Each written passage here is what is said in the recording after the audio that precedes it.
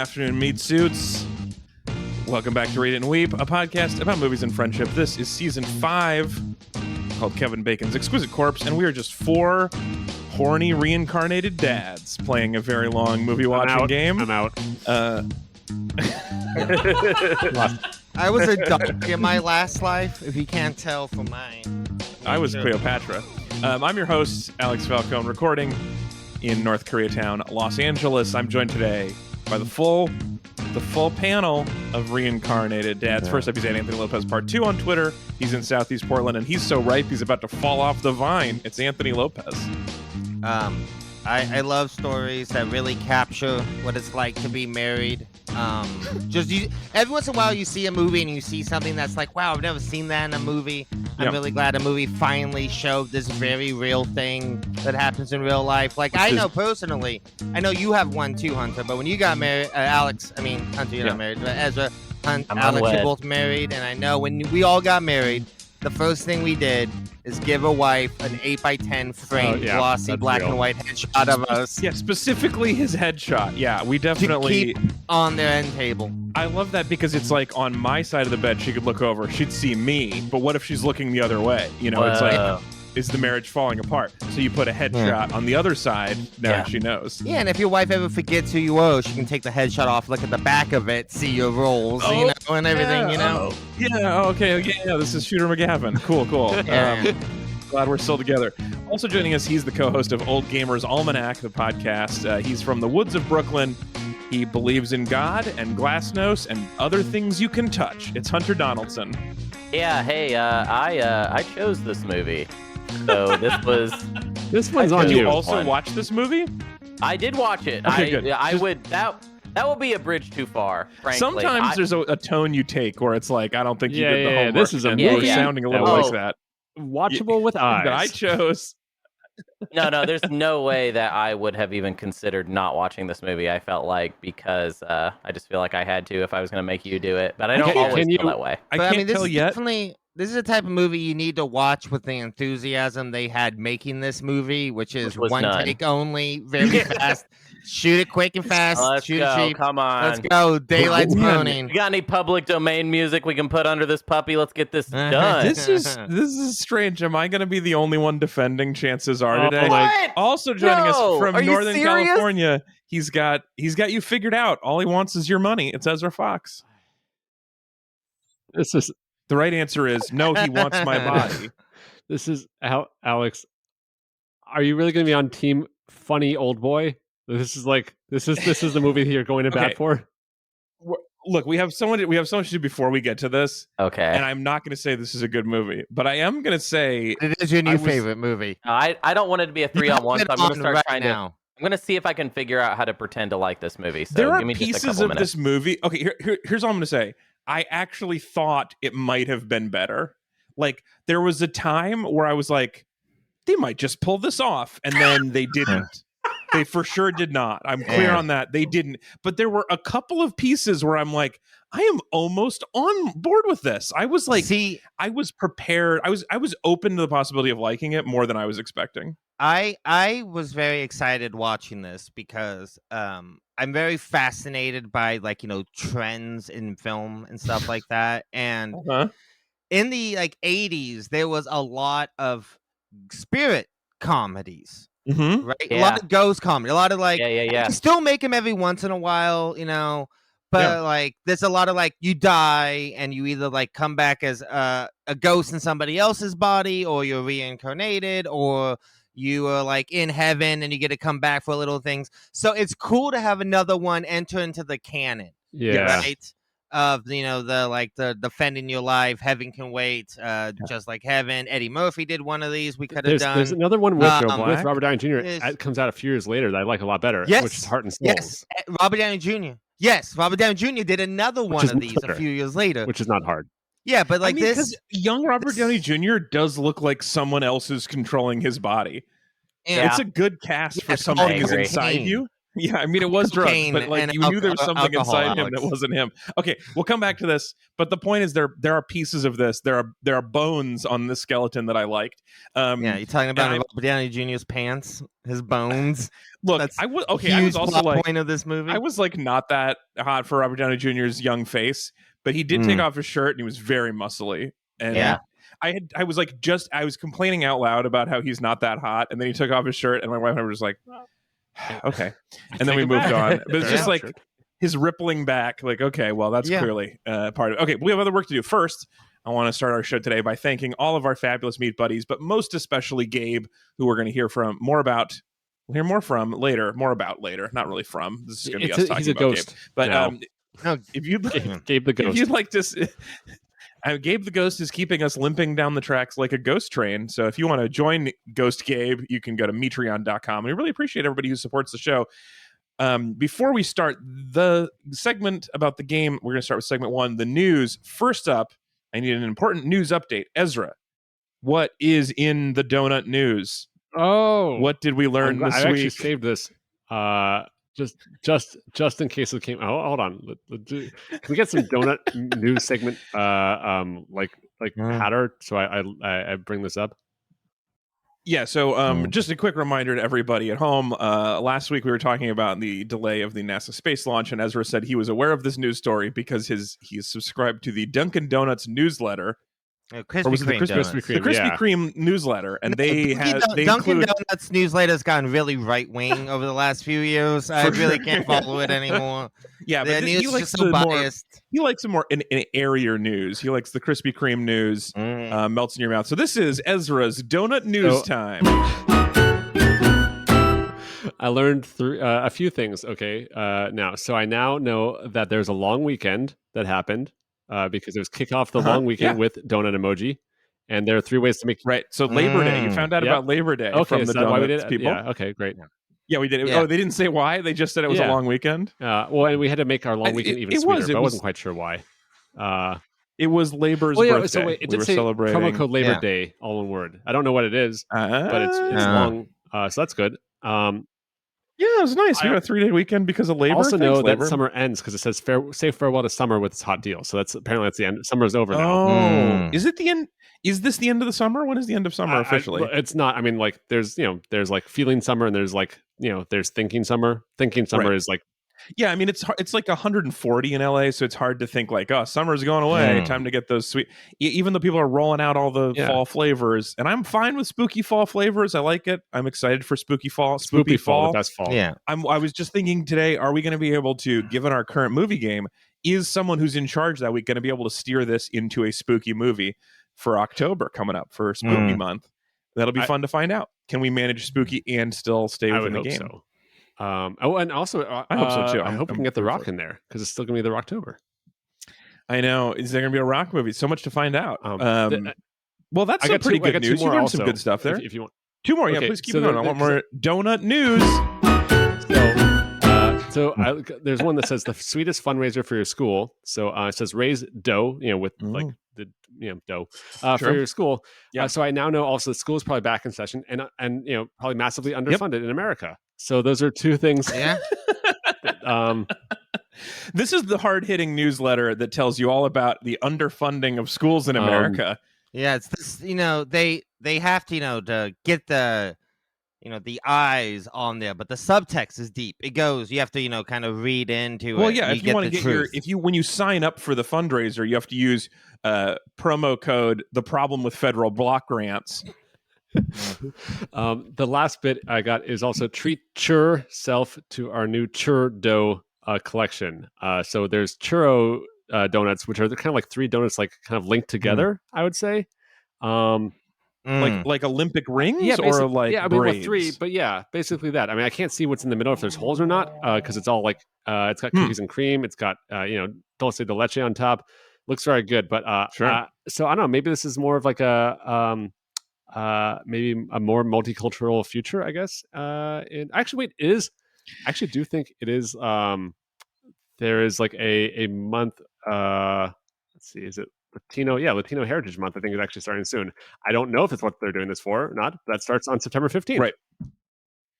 Well, this has been excellent. I'm glad to get caught up on the donut news. Thank you to our interpreter reporter and for the good folks at Krispy Kreme who are keeping you informed of all the world news. Okay, one of the news I wanted to do. I feel like I get the impression that Anthony's the only one who's gonna be able to answer this question, but I'm not gonna participate in either one of these. So I just want to know, though, just from your opinion, are you House of Dragons or Rings of Power? Are you houses or rings? Where do you fall, Anthony, on the giant budget high fantasy streaming shows? It's funny because I get the feeling that maybe none of us care except for Anthony. And what if Anthony says, "Oh, I like both"?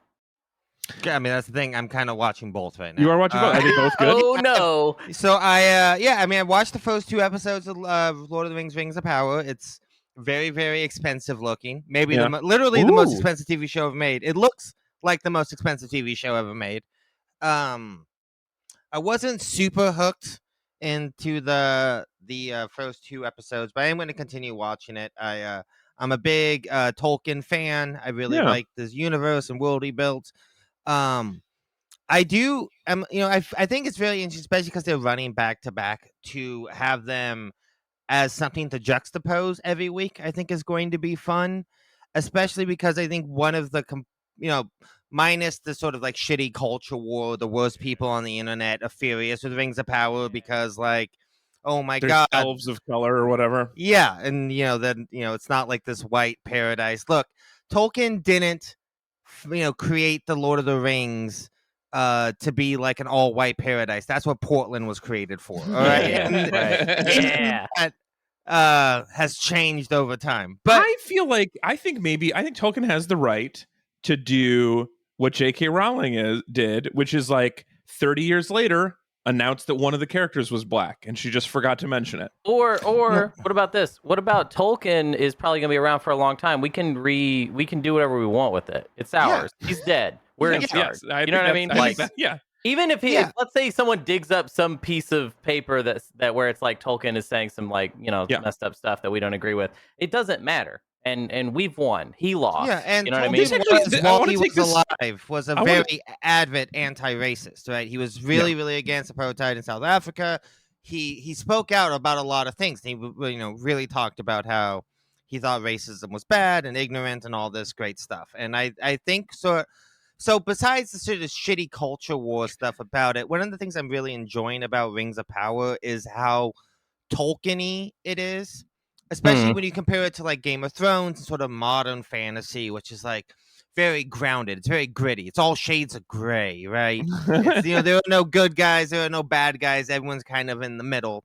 And one of the things I really am enjoying about Rings of Power is how Tolkien-y good and bad are 2 stark, wildly different things. There are good guys who do good things. There are bad guys who do bad things, and never the twain shall meet, right? It is very much like classical, fun, mythic storytelling, which I am curious how people will get to, and if people will be able to actually enjoy that by modern standards, where everything, especially something like Game of Thrones. I mean, they like the Marvel movies, so they'll probably be down. Yeah, and I wonder, I really do think, especially with the modern TV landscape, which I'm a big fan of. I think we've had a lot of great, really interesting characters over the last 20 years of television, but one of the big trends has been this anti-hero gray hero, right? From the Tony Sopranos to the Walter Whites. You have very few people who are just good people doing good things, and I think that that's not a bad thing to have that on television. If anything, it's actually kind of nice to be able to turn something on and know it this is the heroes are going to do good stuff because it's right, because that's just who they are as characters. I mean, that's part of the fun of any genre fiction is that a lot of genre stuff is look, we're going to simplify some of the morality so that you can follow along with this magic bullshit we made up. And I kind of like that about it. Yeah, I do think the episodes is this all of a sudden fantasy is the thing again? Is this, or is it just a coincidence these 2 things are happening at the same time? Well, no, I don't know if you heard about this, Alex, but there's a show called Game of Thrones. That was literally the biggest show that's ever existed on TV. That show's over. So first of all, that show was over a few years ago, and now there's 2 at the same time to greenlight a thing and make it happen. So that's why. Yeah. Right, especially at $1 billion per episode. I mean, like you have Wheel of Time, you have Sandman, you have new Game of Thrones spinoff, you have all this stuff. I mean, it's the same way like when Lost was the biggest show ever. For years after Lost, you just had things like Lost, right? There was so many shows that tried to do what that did, and Game of Thrones being not just as big as Lost, but way bigger. Game of Thrones is literally like the biggest thing that's happened in TV in decades, right? And so people realize that there's money in them hills, those fantasy hills. Yeah. So that's where we're poured money now, on those hills. Yeah. And we're just like, I'm like kind of excited. I think we're kind of going into a golden age of high fantasy television, which isn't like my favorite genre of TV. I do think Rings of Power is all right so far. I'm not a huge fan of the way it's been directed. And some of the editing choices, I just don't think John A. Boyega, the director of the first 2 episodes, is necessarily that great. He's kind of just doing a bad Peter Jackson impression a lot of the times, I feel. And I wish it had more of its own aesthetic identity and sort of like visual flair. And, they still didn't give dwarf women beards, which is like, come on, man, what are we even doing here? I like that. Of all the things to be upset about as like a perfectionist is like, stop making the dwarves so hot. I think that is a fun one. I think they could be hot with beards. Sure. Don't make them so clean shaven, for sure. Yeah, I just think that's a very like, we finally get dwarven women. I'm glad we're having like great people of colors in these roles and all this. And I think there's a lot of little changes that they're doing to kind of changing stuff to make it more visually appealing to certain people. But I just think we finally get a chance to show dwarf women, and we don't have them have beards, and it's just such a fucking travesty. I want to just really quick before we move on, I want to bounce off you one of my spicier takes that you just reminded me of, Hunter, when you said we don't have to give a shit what Tolkien thought. Here's my take, is I think as a species, we should never take into consideration your wishes for what will happen after you die. Yeah. Yes. But we should always pretend that we're going to. Stuff. Yeah, exactly. Like we should pretend we're going to take it very seriously for everybody. And then as soon as you die, we do whatever we want. Right. If you're like, don't bury me this way, I don't give a shit. You're gone. This is for us now. Exactly. We're going to do it. But while you're alive, we got to be like, yeah, whatever you say, we're going to take this so seriously. I've already got the playlist you requested. And as soon as you die, throw the playlist away. You'd know, though, parties. That if you've ever seen anyone die, you'd know that your humans are not to be trusted about this then. I know. That's the tricky part, is like how you suspend your disbelief when everyone's telling you they're going to take you seriously and then they don't. When you've been on both the other side. Yeah, so you have to constantly be saying to people, no, but for You're real different. this time. Yeah, but for you, it's different. No. With you, we actually will care. And then never, it's like 100% of the time, like Lucy in the football, like 100% of the time, we will not give you what we said we're going to. But you're dead, so you don't know. I think if that had happened with Tolkien, I actually wonder how different the sort of cultural landscape would be, because Tolkien had the complete 180 opposite of that. He had Christopher Tolkien, his son, who not only did exactly what he thought his dad wanted, but was even more extreme in what he thought his dad wanted. Like, way too the sole reason why we are getting Rings of Power now is because Christopher finally died a few years ago, right? Well, I thought they had already negotiated it before he died, because he died in like 2020 or something. They were already moving on this stuff before. Tolkien only died in 2020? No, Christopher Tolkien. Oh, baby Tolkien. Tolkien, yeah. Christopher Tolkien was the guy who finished and published a bunch of his dad's stuff, was the arbiter of the Tolkien estate, famously took every opportunity he could to shit on Peter Jackson's movies and talk about how they butchered his dad's man, we would have gotten along really well. And he made the rights really complicated, as far as like you couldn't just have the rights to like all the Middle Earth world. They were kind of all like split up awkwardly. That made it I would say very difficult. And I was always really curious as to what they had the rights to for this show, and I still don't really know. I'm not sure either. Yeah, it's like a handful of random things and not what you think they would be. Okay, well, then they also did not actually land as harshly as I thought. You guys kind of were okay with that. I'll be dead. Yeah.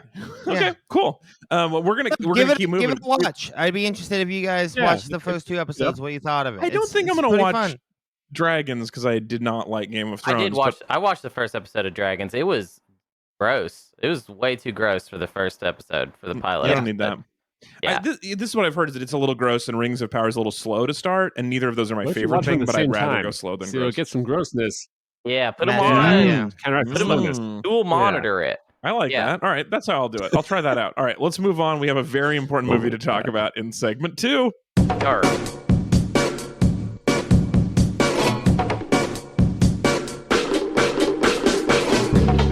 It's time for segment 2, the game. As you know, we're playing a year-long movie watching game where we took the art of making a podcast about a movie every week with homework and turned it into a sloppy tabletop game that no one can follow. It's called Kevin Bacon's Exquisite Corpse. And each week we have to move from one movie to another using a Kevin Bacon style connection with an actor in common. And if the person who picks can lead you to the movie they've picked before for points, they get points, except this month where no points are awarded. Yeah, it's over 2 now because of a power card. All right. So this week we watched Chances Are. That was just me pausing. In case you thought your podcast broke. I just lost my place in the notes. You can't. No. You cannot remember the title of this movie. It's so boring. Your brain will not hold it. I've had to look it up like 5 times. What I do like about the title is I love when a movie, the title is literally the first words spoken in the movie. You know, this song was a top 10 hit. Like they wrote the song for it with Cher. It was a top 10 I had hit. heard this song before. Yeah. It was nominated for Best Original Song, right? The song at the end of the movie. The song from the end, not like the old 50s. Yeah. I know song Chances from the Are. beginning. Yeah. Okay, what's the song at the end? The song with Cher at the end of the movie. Oh. Like the credits song? Yeah, I mean, it plays over like the final sequence, like the wedding and stuff. Totally forgot about it. Well, anyway, so Chances Are is the 1989 American rom-com directed by Emile Ardolino, who you may know as the director of Dirty Dancing and Sister Act. It's also written by Perry and Randy Howes, the Howes Bros. Howsboroughs. Anyway, also I think they're sisters. Yeah, sisters? I'm pretty sure. Perry and Randy are both girls' names in this case? Oh, that's a bummer for me. I'm so sorry, both of you. I'm so sorry, Howes sisters. Do you know for sure? It said in the trivia part, which seems trustworthy enough. I should not have trusted that. I'm so sorry. You're right. You're very right. I'm the worst. Okay, well, congratulations. Let me go back then. I just want to do a Hasbro joke. Anyway, it's written by Perry and Randy Howes, the Howes sisters, who also wrote Mystic Pizza. Oh, okay. And it's starring Robert Downey Jr., though we did not travel through him. We've been having kind of an RDJ heavy month.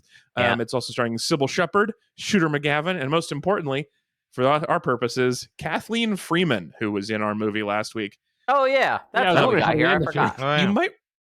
You might remember Kathleen from last week. Kathleen she's the old lady, right? She was the old rich lady. She was super fun in this movie, and the first sentence of her Wikipedia is like, in a career that spanned more than 50 years, she portrayed acerbic maids, secretaries, teachers, busybodies, nurses, and battle axe neighbors, almost invariably to comic effect, which is a great summary of a career. Like she plays like real interesting characters, and she's fun. So I'm glad we got to go by Kathleen. Kind of a very rude gag with her in it that wasn't super necessary. There's a little bit 80s-ness to it. Yeah, that's fair. Yeah, little rude. I thought. This was picked by Hunter. Who hates us? Why did you choose Chances Are as our movie this month? I'm playing the game, all right? I'm trying to get to somewhere, all right? I got a shot here, maybe, all right? So we had to put up with this movie, okay?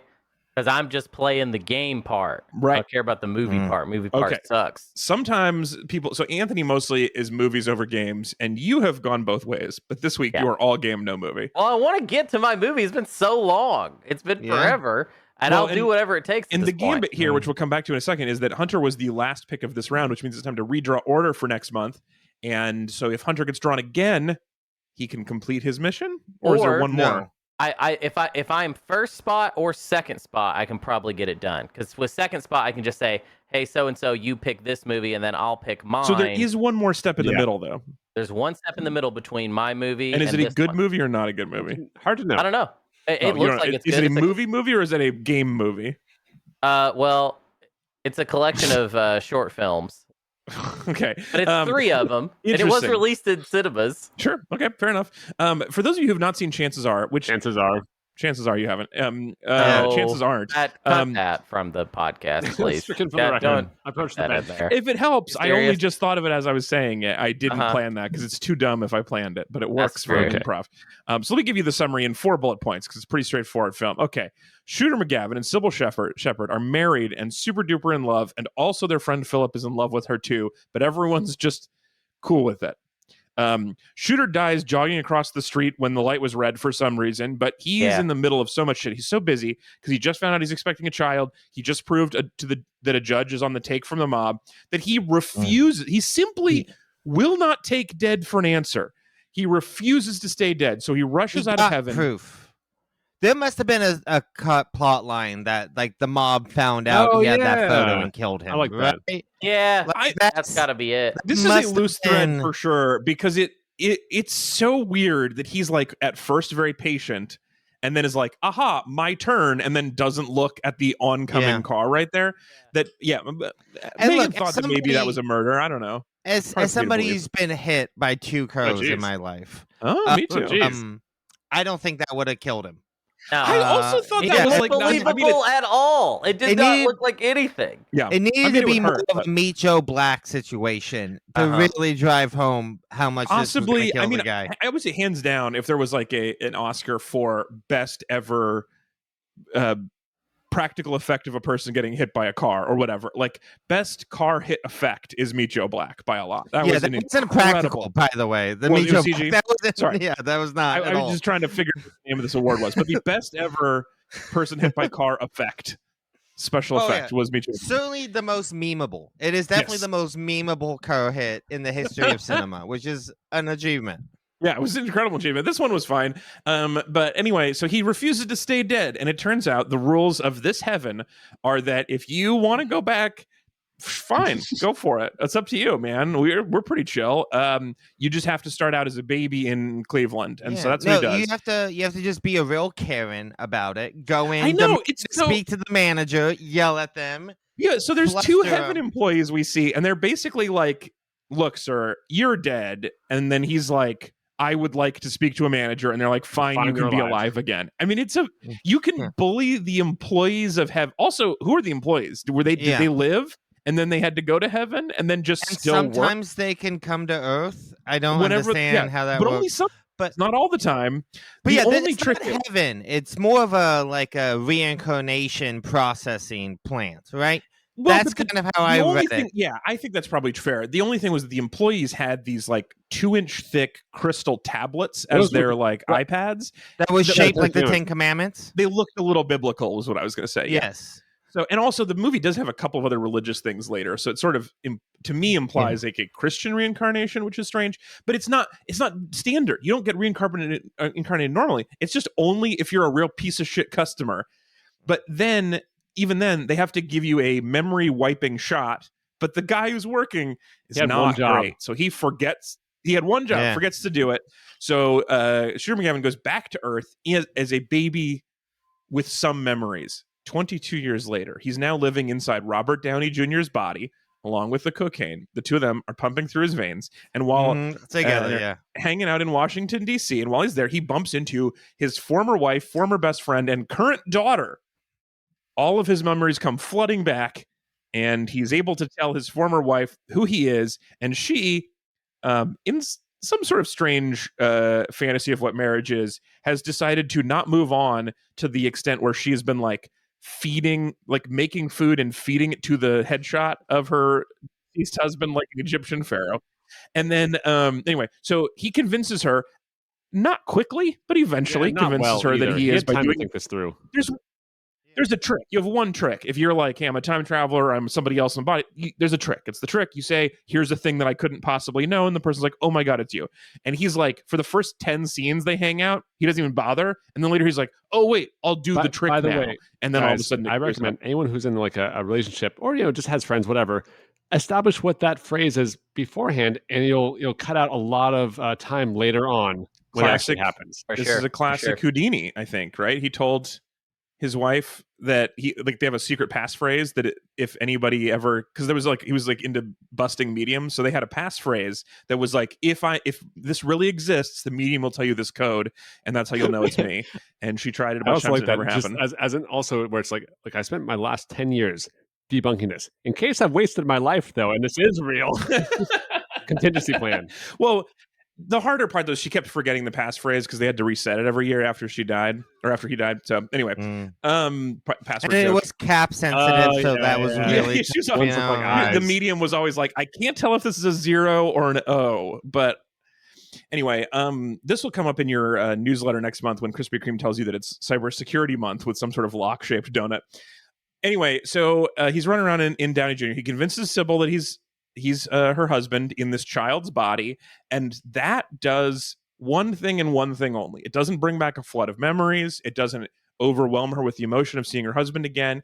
It exclusively makes her horny. It makes her so unbelievably horny and nothing else. And so she's like, great, let's not talk.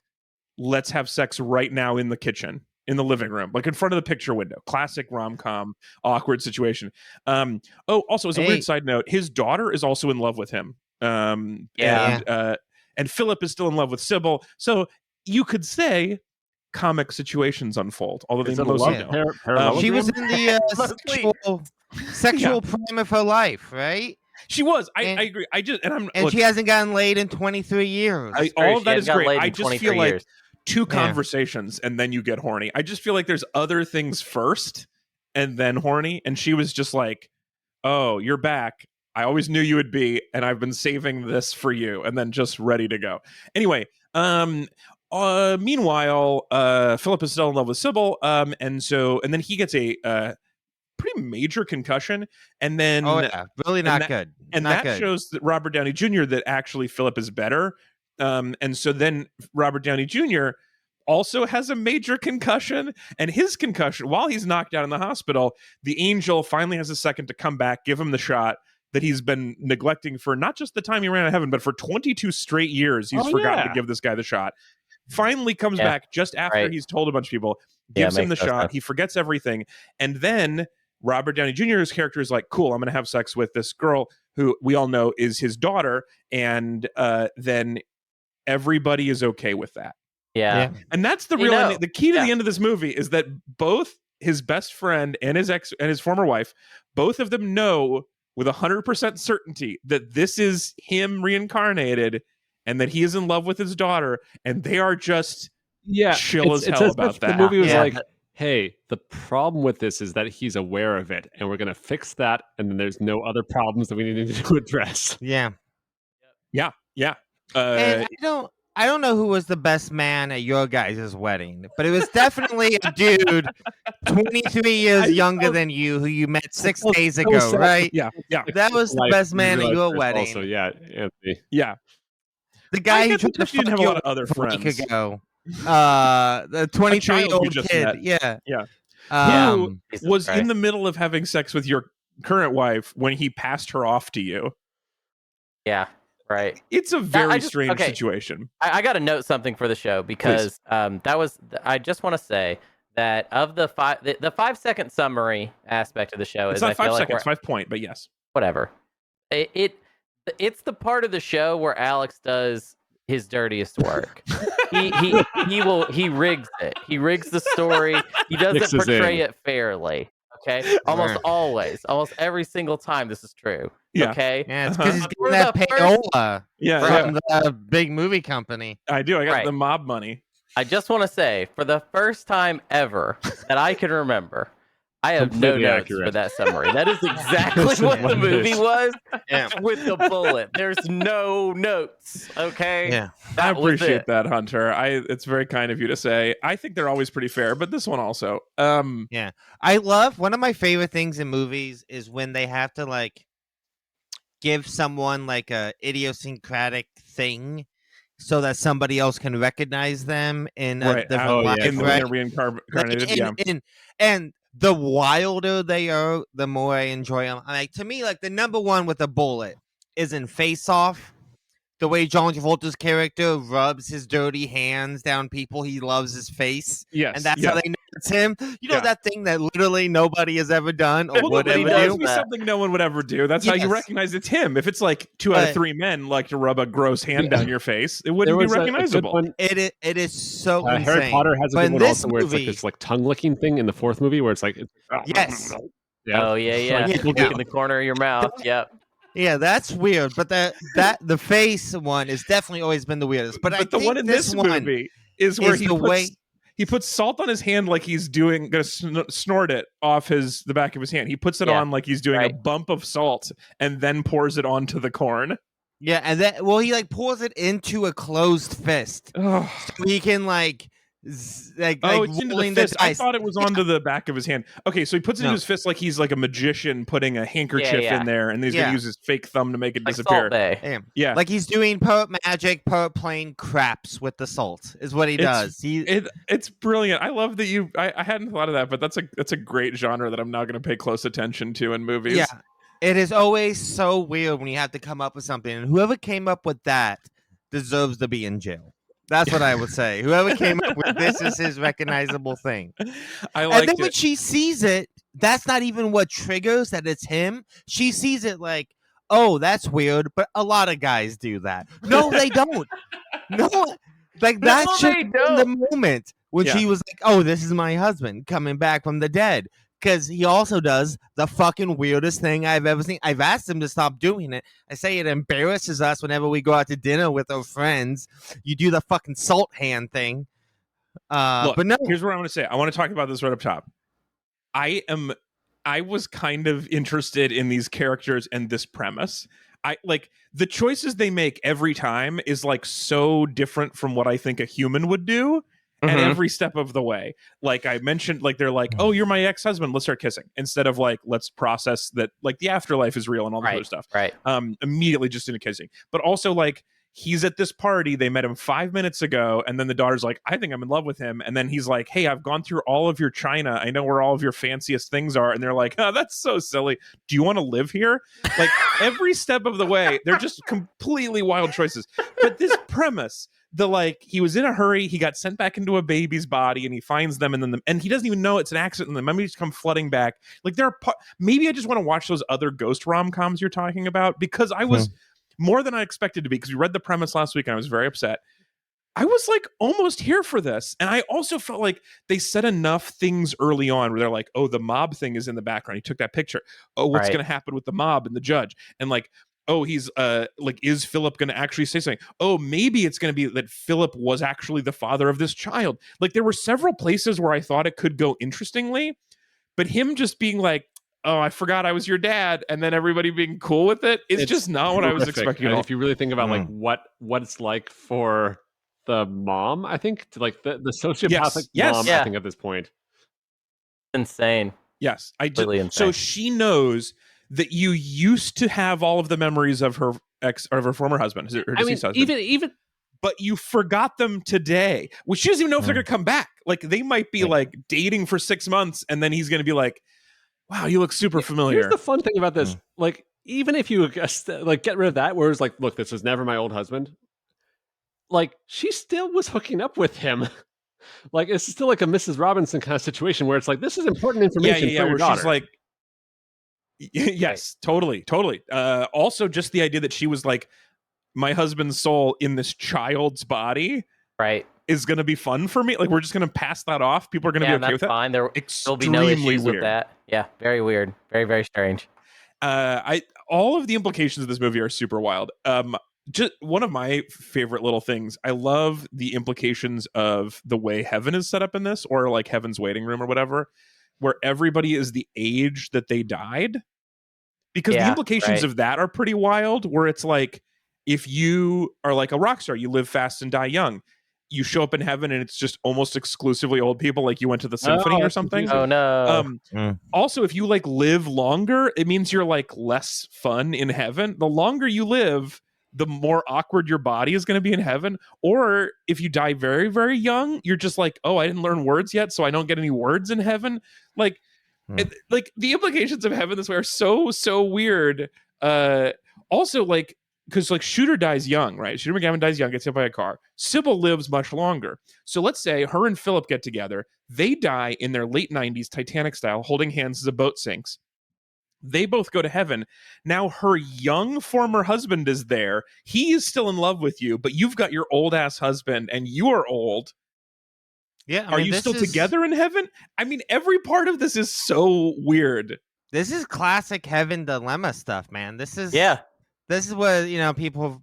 Well, I was having these conversations when I was 10, going to church every week. Who discussing the way heaven works. And I think the main thing with heaven we got to talk about is the prop department in this movie. Really, oh my God, it that, in. The syringe that is like a spring on thing of hair gel. Okay. Whoa. First of all, the props in heaven are on my list of Alexi's of tiny compliments for later, because I love that orange glowing thing. Second of all, that kind of giant spring-loaded inoculation device is a real thing. That like you do. There are like big gun type. That's even lazier. This is it's modified to look heavenly, but it like that kind of like for like when you like join the Marines and they just like line you up and just go shot, and they give you all the things you didn't get as a kid. Like they have a large spring-loaded syringe situation for giving lots of shots, and it looks kind of like that. And then the glowing orange thing that you called hair gel, I think is a great, cool goo to use in that. Top 5 favorite goos. I thought it was good goo. Favorite goo. I also loved the big clear tablets for their iPads. I thought that was a cool new screen. That was okay. Yeah. I also like that heaven was just like 2 desks and a fog machine. I thought it looked really like for a low budget comedy. I thought it was pretty cool. I like that you can re-up. That you can just be like, I want to go again, like it's some ride or something. But they don't tell you that. You have to specify that you'd like to go again. You have to ask. It's a secret menu in heaven. They won't just tell you about it. I think everyone was going again. He just skipped the line, right? Everyone eventually is being processed to go again. That's how it is. He just, So I didn't get that impression. That's super interesting. I didn't get that impression either. Because I got the impression the way they were checking him in that they were like, oh, you want to go back? Like, like they were surprised. It's like an option, but it's not a normal thing. But what's so funny about this is if they do wipe your memory and send you back, what did they send back? Yeah, a soul with no memory. So you're somebody else's body. You have that person's memories. You have that person's physical everything. It's the way you eat your salt. Why would you choose to go back in that situation? That's my question. I'd be like, dude, that's. I would rather stay me. You know what I mean? Because if you wipe my memories, it's like, what's the point? Yeah, I mean, maybe there's some physical things ingrained, but this is like going into a kid's body. So you're like, there's no parts left of your soul. You're literally just like dissecting what the concept of reincarnation is. That's exactly what the whole thing is that there's something more intangible to you. Look, and I know you saw I'm talking about in the logic of the movie. Because if you present it like, oh, it's some choice I get to make. That's weird. I understand reincarnation if that's just the law of the land, if that's how it works. Yeah. Sure, totally. And in fact, maybe I'm even kind of into that. But I'm not into, let me fill out this form. Maybe you get to go back now because I just don't know why you would do that. I've always hated when they're like, they give you a choice of what you want to go back as. Because before, let's say, 1995...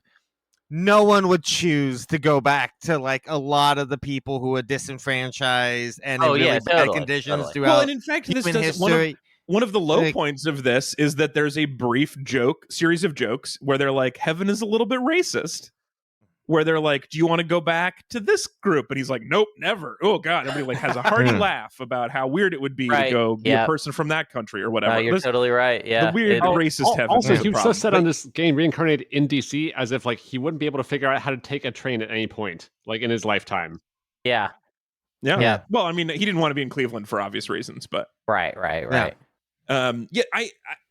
agree with that. I think so first of all, Anthony, I'm glad that you solved the philosophy of religion when you were 10. Some of us are just getting around to it. But I do think I've not thought a lot about reincarnation this way. And this is a super interesting version of it where you have no memory at all. You're not, I was led to believe that reincarnation had some sort of like, if you do well, you get to do better in your next life. There was like an improvement system, but this is just whatever is convenient and happening at the moment.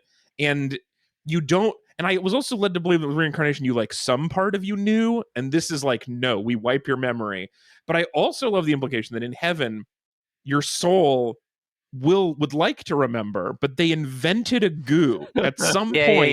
Heaven hasn't always had this goo, but they got the technology to wipe your brain, and now they do it. Well, what do you think they're like inoculating? Is it like with weaker dead versions of other memories so that your body knows how to fight them off? Is that what they're inoculating you with? That's exactly how it works. Yeah, it's like the polio vaccine what is for a memories. vaccine if not that? I think that's exactly right. While we're on things that I did kind of like, my other Alexi's, which my tiny compliment segment that I'm forcing on this show, I did like the bit in the elevator where he lies his way into the building by pretending to be a delivery man, but then he's in the elevator and he just opens the bag and eats the croissant, and the other people in the elevator are like, just look at him weird, and then there's nothing. It's just a good gag of like, oh, that would be weird if the delivery man was eating the croissant and then put it back in the bag. The delivery man is a chef also. I think like that they're doing both. It seems like he was Yeah. I love the idea of like print media at its height in DC is portrayed as like a small office room in the corner of a building. I thought that was like a cheap, low budget thing. Yeah, he had a lot of books. They had a lot of books. Yeah, a lot of books. I guess that looks like what print media was like in the 80s. There was also one. My favorite joke is that he goes to a book, like a hippie bookstore, and is like, "Do you know about reincarnation?" And she's like, "I'm Cleopatra." And then later, when he's like, "I'm the dead husband," and Philip is like, "Oh yeah," and then I'm Cleopatra. Very good, fun callback. I like that. Surprised by that joke. I enjoyed that joke. That's another movie trope I always really enjoy is the not the callback thing, but somebody is involved in anything supernatural, so they go to their local mystic bookstore. Right. The person they meet just happens to know exactly what's happening with them. Yeah. That's another fun movie trope. I like it, especially this way where it's like he gets the information that's actually accurate, but then he's like, "Oh, I don't want to be like you," and then leaves and ignores it. Can I ask? I've never been to the Smithsonian in DC. Oh yeah, but does it suck as much as this movie portrays it to suck? No, I have never seen such an awful display than what they build here. It's like a first ladies display, but they're not like wax models. They're mannequins with face paint on them. Yep. That don't look anything like the first ladies. They're not like in like little vignettes or little scenes. They're just posed around randomly, like it is a fashion store. You have to remember, Anthony, that in the movie, she is a curator at the Smithsonian, but no one wants to see the first ladies exhibit, so she has to do financial crimes to make it happen. So this wasn't like the normal way you make a good exhibit happen. This is like the rebel museum lady. She's barely pulling it off. Right. Because she stole the money from the emergency fund, if you recall, which I think is funny financial engineering. The Smithsonian is vast, and parts of it, there's like, whatever, it's like 30 movies or 30 museums. It's huge. I think also free. Oh, that's nice. I believe it's free. There's some really nice parts of it. It is. You already paid for it. You already paid for your ticket. You pay for it every year. Exactly. Yeah. The last movie I saw that had a fucked up body swapping premise like this was Wonder Woman 1984. Oh yeah. So it takes place in the Smithsonian. Yeah, that's true. Or huge portions of it. So that was like a weird thing to think about. This is more realistic than the version in Wonder Woman 1984. Where they're like, oh, just bring in a fossil, and it's like this huge fancy glass lab, and it's like, that was too silly. I mean, I thought you meant the body swapping supernatural thing. It's certainly more ethical in this movie than it was in 1984, which was real fucked up. Yeah, in this that one movie. has some problems, but not quite that. Unethical body swapping stuff like source code is another good example of that. I haven't actually watched this. Were you telling me about? Who was telling me about source code recently? It's a Source Code's a pretty solid movie. You get a time loop and a body swap. It's good. Oh, fun. Okay. Yeah. All right, we should wrap. This movie's not worth this long conversation. I mostly just, when I said I was excited to talk about it, I wanted to talk about how old you are in heaven. Because I think that's really interesting. Let's see, a couple of other quick things I want to mention. Oh, every kiss is a little creepy. It's either your dad or it's somebody who you didn't know was the person in the room when you came in the room, or it's like Philip blocks the door so you can't leave, or Alex kind of like wrestles you a little bit. Like every kiss is more than a little concerning. Because I watched the first like 20 minutes with my wife, and I was like, hey, just give this movie a chance. Who knows? And we knew pretty quickly that was not good. But the fun thing is, like, when all three of them are alive before Shooter McGavin dies, like best friend Philip just just gives straight up, like, kisses on the mouth, like and like Mark's like, oh, that's cool. They're like, they're like a throuple. Like it's like that's a fun way to resolve this early on. There is a real throuple-y vibe to this, and I would like it would have been kind of interesting to really explore. easy. It's like, hey, it turns out like this is actually not a love triangle. This is like totally workable. We all like each other. Great, it's done. Of all the unrealistic things in this, there are several, but one of them is that a picture of the judge receiving an envelope, and then they're like 2 days later, judge indicted, which is like photo. This was like a 22-year-old photo, and you're like, God. We don't know what's in the envelope. It could have been a birthday card, but it's just that one photo is enough that a judge is indicted. Like, you got me. I actually hilarious. Yeah, I'm glad you reminded me of that, because that was maybe the only time in the movie I howled with laughter, because I didn't think that they still did the like showing the newspaper roll thing and then the newspaper spinning onto the screen thing by that point. So that was still a thing, I guess. Also, Philip gets knocked out. An hour later, he is still unconscious. This is so concerning. That's not like, he's sleeping like a baby. No, this is bad. And then, like, he's like, you know what he needs? He needs me to put him in my bed so that my ex-wife trick my wife with him. Because that's what she'll do. It's a lot. It's a lot.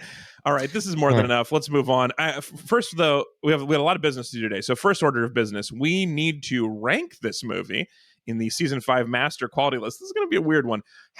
Where do you put on the list of best movies of all time of season 5? I think chances it has to be one worse than PJ, because this is like as forgettable, but still worse. I think that's right, fair. And I PJ think had that ring gag. PJ's got a good pin. I actually think this is slightly better than PJ, because I have a couple of gags I liked, whereas PJ only had that ring one. Subway death in PJ? Yeah, Subway death in PJ fucking owned. Yeah, there are a couple of good gags. There's a couple of good gags in this movie. It's like my favorite type of movie that isn't very good, where it's like not very good, and then there's like 2 scenes where you're like, "Whoa, what is going on?" Like, that's my favorite type of bad movie. So are we going to all pin this onto PJ? So we're going to say PJ is currently 24th, and Soylent Green is 25th. You want to say 24.5, Hunter? I mean, actually, I'm really sympathetic to your Soylent Green is not that bad, and we did it dirty thing, so I'll put it below Soylent Green. Okay, so 25.5, but better than a girl with character. Soylent Green? A girl with character, which again, we did not hear any of the dialogue. Give me the movies till the end of the list after Soylent Green. So 24 on is PJ, Soylent Green, girl with character, Shrek at 27, and then 28, The Transformers, the movie. This is can't believe you all did Shrek. You're right. Better than Transformers. It's not worse than. The cultural impact of this. I enjoyed it more than I enjoyed Shrek, actually. No. Yeah. I enjoyed Shrek more than this. I'm saying this is 27.5 between Transformers. Yeah.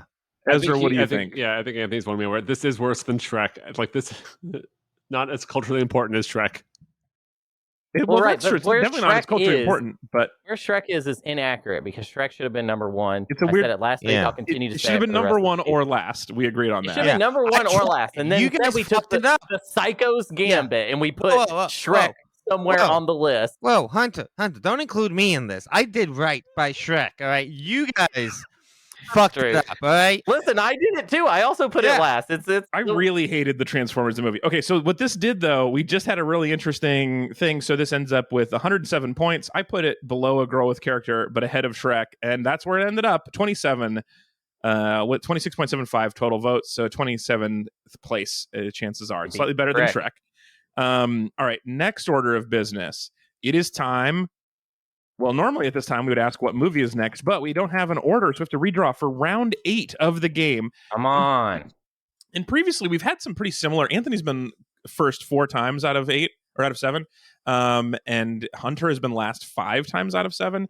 I've been using a digital drawing system, but now to reward the people who are watching this show on youtube.com/AlexFalcone, I have a visual option now. So I have all 4 of our names are in this miniature Los Angeles Dodgers helmet, which used to hold soft serve ice cream. And there are 4 names in here, and I'm going to pull. I knew after I finished eating the soft serve, I was like, this helmet's going to come in handy later.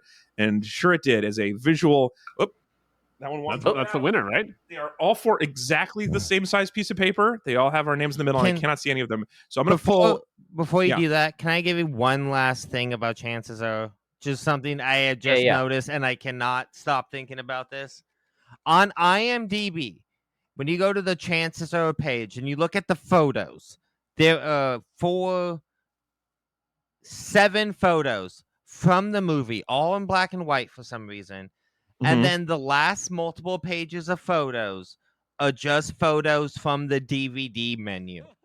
Big photos of the scene selection, the language/audio setup. Oh, interesting. The menu page, the splash screen. Why are there so many photos of the DVD menu for chances What does that mean? Like, who did that? And what was their somebody day wanted like you to know there was a language menu. Oh my Why God. is that a thing? Wait. All right, we're going to pick before now. we move on, I just realized this. This movie is a horror. Like look at the storyline. So a reincarnated man unknowingly falls in love with his own daughter from his previous life. Once he realizes this, he tries to end the relationship before angels erase his memory, and he fails. Oh yeah, you're right. That's true. That's pretty horror-y. It's a tragedy. Just a slightly different musical choice. This is a haunting film. The music was so bad, except for Cher. Yeah. All right, so now we're going to pick the order. So I'm going to just draw names out of the helmet. Visual, if you're watching on YouTube, thank you so much. All right, here we go. Yes. Come on. The first person next week is this piece of paper. Anthony. It's Anthony. So. No! Wait, really? It is Anthony. Unbelievable. What is happening? It doesn't matter the system. Anthony is always first. What are the odds? Like 1 in 8? I do not want to be here this week. I do not want to be here. I'll trade you. This on me. Wait, actually, let's Okay, coming up next, Hunter still thinks he has a chance. 1 in 3. Most people actually. Next piece of paper. Come on. Okay. Oh my God. We got to pick for you, Anthony. Wait, don't say anything. Don't say anything. Because we're going to get cards, too. That's a good point. All right. This is... I actually would have scored. And then Hunter is third, which means I'm last, which I have been once before. So that seems new, at least. Dang. I really would have liked to have gone first because I could have gotten to my movie instead. And by the way, I put a little heart next to my name. Didn't help. I also... Oh, do you know how to cheat at these things, by the way? I didn't, but do you know how people cheat when you do a physical draw like this? Yeah, you warm or cool it. You put one in a freezer for a little while and then put it in very easy to grab. That's how you cheat. I've heard people say the only reason you do a physical draw like that with ping pong balls or whatever, is to freeze one. Anyway, okay, no frozen balls because I didn't need to, and it didn't help. But I could have gotten to my movie, and I was so excited. If it was me, I was gonna be like, Hunter, what do you need, buddy? And then you're gonna tell me the movie, and then I was be like, okay, but what if I just watched my movie for 5 points and didn't? What is your movie again, Alex? But I'm a Cheerleader is my movie. Oh, it's a great movie. So I'm excited to see. I'm also excited to see your movie, Hunter. I was just gonna be interesting if I was first. Okay, now I did not want to be here this week. Did you guys do the thing that I asked with your power cards? Wait, so what do we do? Yes, we did that, or I did it. Just write them down somewhere if the ones you currently have and haven't used, just so that we know. Because I'm going to redraw and it's going to put it over the other cards. Yeah, last time you did this, it did not work on the show, so I don't know if it's going to work this time either. Oh right, I forgot the script stopped working. Okay, so let me see. Good radio. Oh yeah. It went away. Well, that's good. Well, that's because I just deleted it. Okay, nope, script doesn't work anymore. Cool. So we have to do this again off the air. So you're gonna get your card after today, I guess. Okay, all right. That'll work. Anthony, that's fine. You go for it. Yeah. What's your move? Can you please, if you want to, if you go to Rush Hour 2, Can you get there? Via Gianni Russo.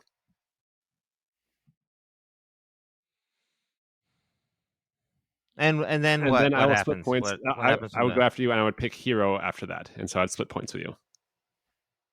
And then, actually, we could do a three-way split, actually, because I'm pretty sure. No. Wait. I think there's a movie in between Rush Hour 2 and this movie. No. Is that right? Directly in Rush Hour 2. So Gianni Russo was in this and Rush Hour 2. Oh, you're right. Wow, that's so weird. Okay, the Oracle. Yeah, no, I know. I had to the Oracle thingy is go outside the Oracle for this one. Okay. So then basically, then I would pick All right. Hero for mine, and then Hunter. And then I can pick Happy together. And so we could do. Come on, Anthony. This is why I did not want to be here. Please, Anthony, please. Before you do that, You have 2 new power cards. Oh, okay. It's been fixed. So you can go pick your card, look at your card, see if that changes anything.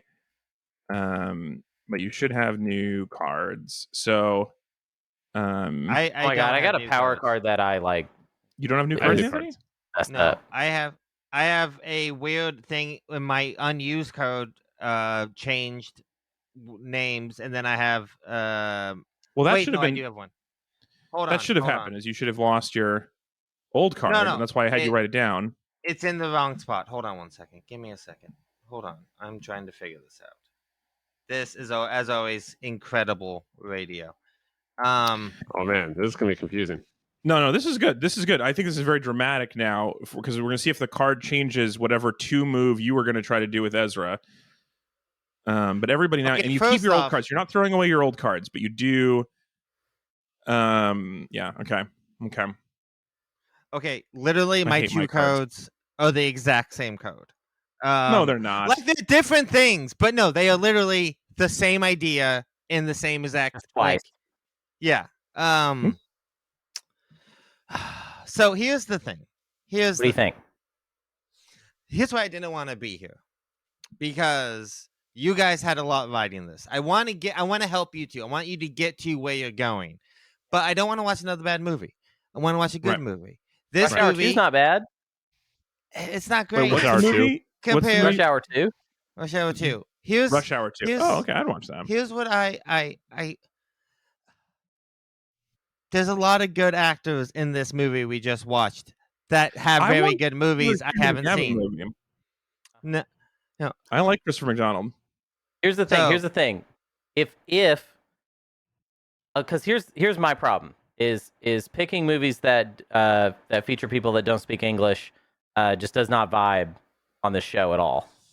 So I because it's literally the movies that lead to where I need to go are the same movies every time. It's like 3 movies. And we keep getting so close. And actually, Rush Hour 2 has been the movie like twice now. Yeah. So it's funny that we might actually take that path. Yeah, I guess you could do Eros the other one. Here's the thing. Also. If you want me to stop picking bad movies on my turn, then you got to give me something here. Yeah, otherwise I'm just going to keep doing it. I don't want you to be picking bad movies. My thing is, I got very excited because I was like, oh, I've always wanted to watch Paper Moon, which has Ryan O'Neal in it. Yeah. And Tatum O'Neal, and it's supposed to be great. And I like Ryan O'Neal a lot. He's in one of my favorite movies of all time, Barry Lyndon, which we did on the podcast, and it's a great movie.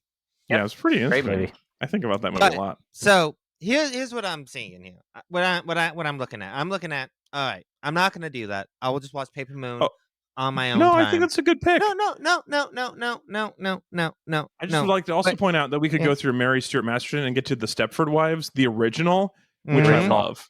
Yeah. I love the original Stepford Wives. Here's I have just one question for both of you, because the way I see it here, it's Ezra next and then Hunter. So I'm gonna pick a movie, and then I'm gonna have 2 people dunk on me repeatedly over and over again. No. I'm not gonna. No. I'm not gonna play like that. I just need to know. What's in it for me. What kind of? I'm tired of playing the good movie game. I want to play the game. All right. All right, get in the game. Interesting. Daddy needs a taste. All right, Daddy. What points? I need to hear the point totals real quick to figure out how much I want to bargain with Anthony. Yeah, what are you guys? We're basically tied. No, we're not tied. I am in the lead. I said basically. But yes, no. It's 3 11s and Ezra has 12. That's what somebody not in the lead says. We're basically that's what a famous second place person says. 3 of us have 11. 12, 11, 11, 11. Okay. So that's 10 points that we have to play with collectively between me and Ezra. Wait, what? So your deal would involve getting to both of your movies? Yeah. Wow. Right, because I'm third pick, right? Is that correct? Yeah. So we would go. I would love to watch both of your movies. So I just need, I need you guys. What would you both be willing to give? Rush Hour 2 is Zhang Ziyi to Hero, and I go from there. We go. Oh yeah. To. Oh, Ezra, you picked another movie that was right next to Hunter's movie. Yeah. So what you're saying, you want Anthony to do a setup that gets you guys a back-to-back scoring run. So, And Anthony's saying he would like a taste. So Anthony, of those 10 points that you're enabling, how many points do you think you deserve? I think if you guys each promise me 2 points. Yeah, oh my God. Wait, so if you guys each give him 2 points from this, and then that means you have 3 each, and you're just going to keep your 3. You're not going to share them with each other, even though you're setting each other up. I think that seems fair to me. Okay, how about this? You each give me 2 points, and you each give each other 1 point. Even better. So it shakes out the same. No, I like that. That's my favorite. But yeah. All right. Yeah. We're shaking on that. So we all basically collectively leave Alex behind. Yeah, it's not great for me. Yeah, that's all that happens there. But okay. Yeah. This is not an ideal situation for me. I don't think I like it. You have a card that's going to blow it up? I wish I did. Thank God you don't. Anyway, before that happens, I'm locking it in. Rush Hour 2, Brett Ratner's magnum opus. I can't wait to talk about that human fucking scumbag, Brett Ratner, next week. I just got so excited for the deal and then so unexcited when I realized what the deal entailed for this next week. Yeah, this is 2 weeks in a row where we had to watch an other movie. But you know what? That's fine. I'm going to try to watch Paper Moon this week, and I'm going to tell you guys all next week why we should have watched Paper Moon instead of Rush Hour 2. You could do it right now, Anthony. You could just make that happen. Or I mean, you can. You can. No, I'm unconvinced. Because here's the thing. Here's the thing. I want to see Paper Moon, but I want to see your 2 movies more. I haven't seen Hero since it came out. I saw that in theaters opening weekend. I remember liking it. The only thing I remember from that movie is wow, the colors. Yeah. And I got a really nice 4K TV with HDR, and I bet it's gonna look real fucking good on my TV. So I'm gonna. Who is this move through again? By the way, so next week we're watching Rush Hour 2 from 2001, and we're traveling via Gianni Russo. I have no idea. Gianni Russo, who in this movie was. Wait, where'd I go? He's Anthony Bodino. He's the mobster. Yeah. Anthony Bodino. So we're traveling through him. This guy's been in a lot of stuff. Yeah, he's a utility player here for sure. He's in both Godfathers, and this is at least 2 Godfathers. At least 2. Interesting potential. Then we could watch The Godfather instead. I don't like this scoring move. I'm really upset about it. Okay, so and all of my cards are about picking stuff for me. It doesn't help at all for you. Stopping you guys is nonsense. We could have watched the Super Mario Brothers movie. We could have gotten that from him. Again, I'd love to see it. Everybody's reevaluating that movie this year, so maybe we should too. Okay, I'm open for it. But now we have 2 quick orders of business before we leave. We're going to check in with the email. We have 2 emails that we need to talk about today. First, from Ezra. Ezra, last week you may recall we talked about Shrek, and I suggested armpit farts are very, very funny to children, but your 8-year-old had never actually checked them out. This was the first time Caleb learned about arm farting? I think this is the issue. So I watched showed him a YouTube video of someone doing armpit farts, and he was like, "Yeah, I know about this." And I think oh, good. Okay, yeah. So it wasn't like this was not groundbreaking anymore. I think is what I'm trying to say. There's there's maybe body noise inflation that's happened over the last several years. Oh. So what does he think is funnier? Then? I mean, I think he thinks regular farts are still funny. Noise. And I think they're still fun to do. Yeah, of course. But I just don't think they're like. I guess what I'm trying to say is, it's not hilarious for an 8-year-old. No. Well, I wonder if the situation matters, because I think to me it would have been much funnier at a sleepover than it would be if Dad taught me. There's something about like having the authorities show you armpit farting. I think part of the fun of doing it as a child is that you're not supposed to. I think the illicit nature of it is what I like. By far, the funniest part about armpit fart is the first time when you realize it's possible. And I think just that, I guess, there's enough stuff that's happened by the time you're 8 years old that you know about this and probably a lot of other things. So like maybe it's 4, maybe it's 5. All right. Yeah, and so we know 8 is too old. Today is just like, I have the internet. You think I haven't been desensitized to all types of kind of crazy shit at this point? Totally. That's fair. He's like 7 seasons deep in South Park by now. He doesn't give a shit that you can make a noise with your armpit. Okay, good to know. Second thing, we have a new meat buddy to thank this week. And by new, I mean, it's been a little while. I mentioned this last week, but we got meat buddy Gabe as finally ready for their Patreon segment. So, as I mentioned last week, Gabe said in his email, this is my first time signing back onto Patreon since I joined your show. I was going to look up the Old Gamers Almanac's new Patreon. So Hunter's Podcast is a new Patreon. And while doing that, he found out that Patreon does not email you necessarily when somebody sends you a message via Patreon. So I've been sending everybody, when you join the Patreon, I send you a message on Patreon. You might not be getting it if you don't check your email, if it doesn't go straight to your email. It does email me, so I don't know if maybe there's a setting. Anyway, but Gabe goes on. Also, I had forgotten I was supporting you. Yes. I appreciate it, Gabe. I think probably that is true of some portion of our 100 or so Meat Buddies. I think that is probably, I'd say 40% forgot, maybe higher. We still have Meat Buddies supporting us on PayPal, which has been years since we accepted that as a medium of payment. So very pleasantly surprised that you're still supporting us as well. We also are surprised. So Gabe goes on. Actually, I also asked how you like to be identified, and Gabe said, I'd like to be called Gabe. If there's multiple Gabes, Gabe from Topeka. If there's multiple Gabes from Topeka, I'm surprised that all three of us listen to your show, but congratulations, which is very funny. And then for the thank you segment, Gabe says, I love board games, which makes sense, listening to Old Gamers Almanac. And obviously, I know Hunter's involvement with that world, but I'm curious about the rest of you. Is the year-long movie game the most complex board game everyone's ever played? Or do people like other complex board game stuff? I know all four of us are into board games at least a little bit, but what is the most complicated board game you have played, I'm Ezra? trying to remember. Okay, so I remember there was the sad game that we played together, Alex, with farming. The sad game we played together? Farming game. Oh, the farming game. Sure, that's not that complicated. Oh, man. We've talked about this on the show, but it's been years since we've brought this up. So, Hunter, you probably know about the farming game. Maybe you don't. Farming game? Okay, it's called the farming game. That's the name of the game. Oh, okay.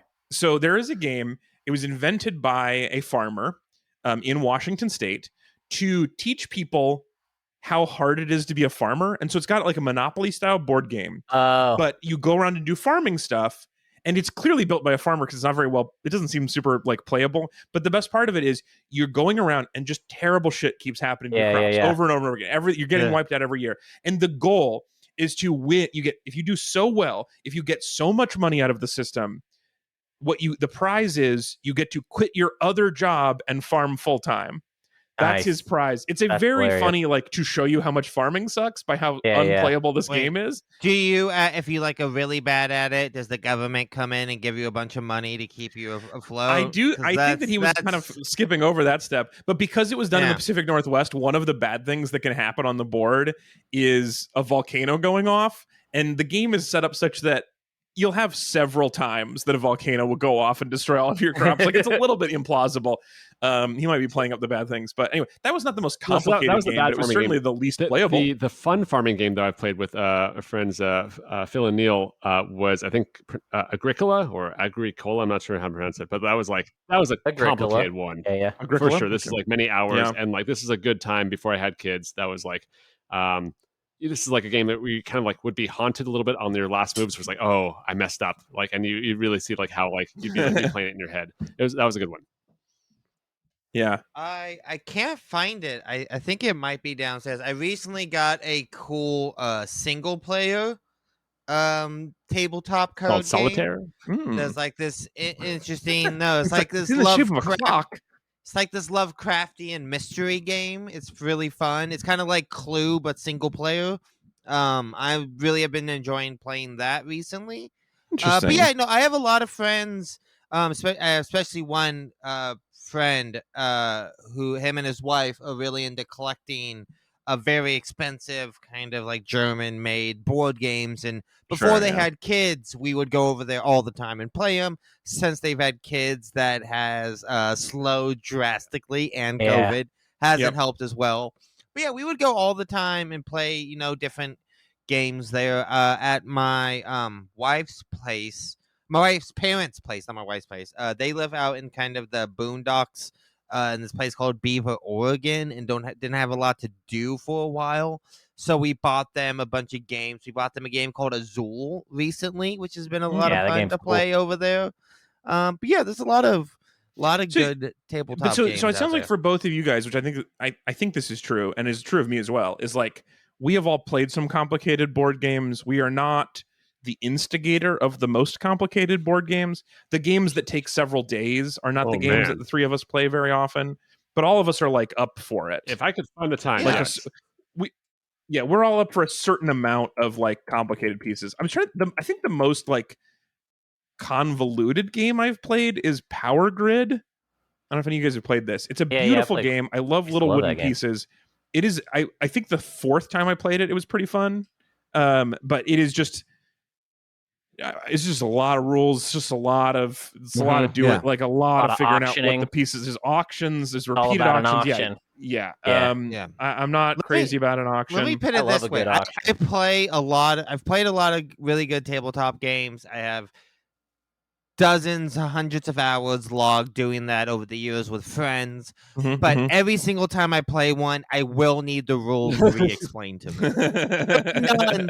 Just know the rules for. You know what I mean? All of these, I don't know what you would call this, Hunter, but these are a clear step down from the game that like you are famous for. Not in terms of quality, but just in terms of like sheer weight of rules.